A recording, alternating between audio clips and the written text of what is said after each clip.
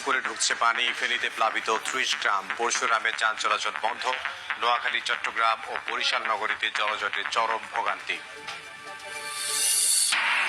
চট্টগ্রামে ঝর্ণায় গোসল করতে গিয়ে ৩ পর্যটকের মৃত্যু, নিখোঁজ ২। হালি শহরে নালায় পড়ে প্রাণ গেল শিশুর। কক্সবাজার সৈকত থেকে আরও এক শিক্ষার্থীর লাশ উদ্ধার। ভারত সরকারের সমর্থনে ১৬ বছর ক্ষমতায় থেকে গুম, খুন, হত্যা করেছে আওয়ামী লীগ। বিচারের মুখোমুখি করতে শেখ হাসিনাকে ফেরত দেওয়ার আহ্বান এনসিপি নেতাদের।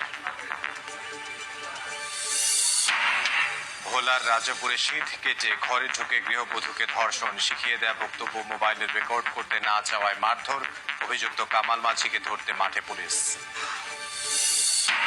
এবং নানা সংকোচেও পোশাক রফতানিতে বিদায়ী অর্থ বছরের রেকর্ড গড়েছে বাংলাদেশ। বছর ব্যবধানে বেড়েছে $3 বিলিয়ন, প্রবৃদ্ধি 9%।